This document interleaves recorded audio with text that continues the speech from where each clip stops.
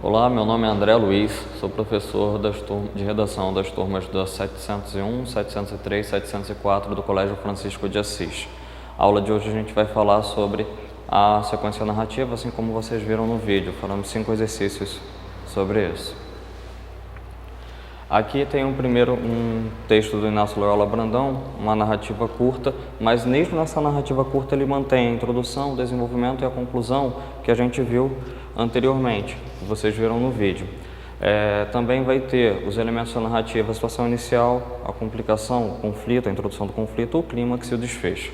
Aqui o texto: estranha a cabeça das pessoas. Uma vez em São Paulo morei numa rua que era dominada por uma árvore incrível. Na época da floração ela enchia a calçada de cores. Para usar um lugar comum, ficava sobre o passeio um verdadeiro tapete de flores. Esquecíamos o cinza que nos envolvia e vinha do asfalto, do concreto, do cimento, os elementos característicos dessa cidade. Percebi que certo dia a árvore começava a morrer. Então aqui você já tem uma alteração daquela situação inicial. Secava lentamente, até que amanheceu inerte, sem folha. É um ciclo, ela renascerá. Comentávamos no bar ou na padaria. Não voltou. Pedi ao Instituto Botânico que analisasse e o técnico concluiu: foi envenenada. Surpresos, nós, os moradores da rua, que tínhamos na árvore um verdadeiro símbolo, começávamos a nos lembrar de uma vizinha de meia idade que todas as manhãs estava ao pé da árvore com o regador. Cheios de suspeita, fomos até ela e indagamos e ela respondeu com calma, os olhos brilhando, agressivos e irritados. Aqui, nessa resposta, você já tem um momento de tensão maior que vai culminar na própria resposta e você tem um desfecho. Matei mesmo essa maldita árvore. Por quê? Desfecho, porque na época da flor ela sujava a minha calçada e eu vivia varrendo essas flores desgraçadas. Agora tem 3 questões sobre esse texto. Primeiro, por que no começo do texto o narrador afirma que estranha a cabeça das pessoas? Essa é uma pergunta de interpretação direta, no todo, olhando todo o texto você consegue entender. Aí o gabarito: estranha a cabeça das pessoas porque parece que elas nunca estão satisfeitas. Ora querem mais árvores nas ruas, ora não querem árvores nas ruas. Então o texto ele brinca justamente com essa necessidade de você, em um tempo que fala tanto de ecologia, em um tempo que você tem um apelo tão grande ao verde, as pessoas matarem árvore por motivos fúteis, como é o caso. É essa contradição que ele brinca, por isso a resposta, por isso a cabeça das pessoas sendo estranha. A segunda questão, ela é uma questão mais direta, mais de interpretação explícita. Você vai localizar a informação que está explícita no texto. Observa a frase: esquecíamos o cinza que nos envolvia, no segundo parágrafo. Que cinza era esse a que o autor se referia? A resposta é ao concreto excessivo das cidades, a letra A. Aí o gabarito comentado, ele vai falar o seguinte: era o cinza do concreto, das casas e do asfalto das ruas. É importante, mesmo as questões explícitas, qualquer questão de interpretação, ela tem uma resposta no texto. É importante você observar onde isso está no texto. Foi o que eu sinalizei aqui, retirado do próprio texto, tá? O cinza que nos envolvia, e não faz, mas olha, vinha do asfalto, do concreto, do cimento, os elementos característicos da cidade. Aqui é a resposta da questão. Você vê que mesmo na informação implícita é importante você ter essa referência à interpretação, à informação do texto.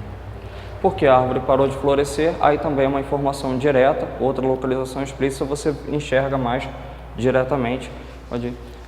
A vizinha de meia idade resolveu jogar veneno na árvore e aqui os que estavam sujando a calçada. Aqui é onde ela afirma: matei mesmo essa maldita árvore. Aqui você tem a resposta da própria questão, está sinalizado, e o motivo a justificativa que ela utiliza. O outro texto na verdade é um fragmento, tá? É só uma crônica maior da Marina Colasanti. Eu só peguei um trecho dela, mas que a gente vai conseguir observar algumas coisas, alguns fatores que são importantes aqui na construção da narrativa. Eu sei que a gente se acostuma, mas não devia.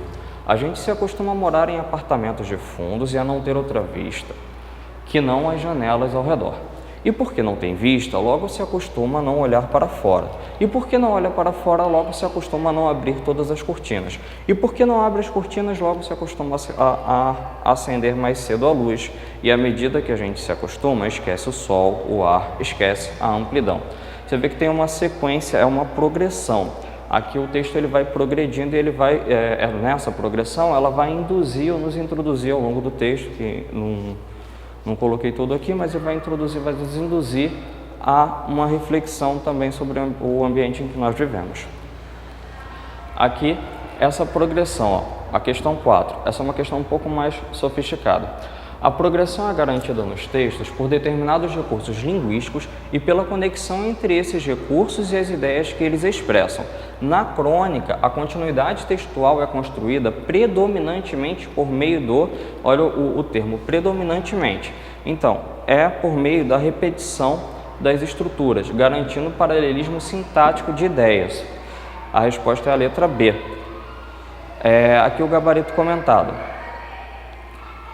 Então, no trecho, a crônica e as ideias são apresentadas de forma de gradação, ou seja, ele vai aumentando, ele vai o tempo inteiro, aquilo que eu havia falado, vai crescendo. A gente se acostuma a não olhar, e porque não olha, a gente se acostuma a fechar, e porque está tudo fechado, a gente se acostuma a ficar no ambiente fechado, e porque está fechado, a gente tem que acender a luz mais cedo. Ele vai crescendo, vai dando uma sequência. É essa gradação que constrói o paralelismo do texto. Pode ir para o próximo. Aqui eu mostrei os termos em que ele vai repetindo. Olha, a estrutura repetida. A gente se acostuma, a gente se acostuma, se acostuma. E se fosse o texto inteiro, vocês veriam que em todos os parágrafos ela começa com a gente se acostuma. Essa estrutura aqui ela é repetida em todos os parágrafos. E aí, dentro do próprio texto, a progressão é mantida por esse porquê. E porquê, e porquê, e porquê, e ela vai dando sequência. Essa repetição ajuda a mostrar não só que tudo é repetido, toda uma rotina, uma constância, isso sempre acontece, como ajuda da progressão ao texto introduzir a reflexão que a Marina Colasanti quer passar para a gente. Próximo. Aqui é um texto do livro 1984, George Orwell, inclusive é um dos livros da UERJ agora, esse ano, 2020. Era um dia frio e ensolarado de abril. Os relógios batiam 13 horas. Winston Smith, com o queixo fincado no peito, numa tentativa de fugir ao vento impiedoso, esgueirou-se rápido pelas portas de vidro do edifício Vitória. Não, porém, com rapidez suficiente para evitar que o acompanhasse uma onda de pó áspero. O vestíbulo cheirava a repolho cozido e a capacho de trapos. Na parede, no fundo, fora pregado um cartaz colorido, grande demais para exibição interna. Representava apenas uma cara enorme de mais de 1 metro de largura, o rosto de um homem de uns 45 anos, expresso com expresso bigode preto e traços rústicos mais atraentes. Esse livro é um livro, uma sociedade distópica, é uma sociedade vivendo, é um livro da década de 40, se eu não me engano, 1949, o nome é 1984, então ele projetava um futuro, uma realidade completamente diferente, e o personagem principal é o próprio Winston Smith. Aí a questão.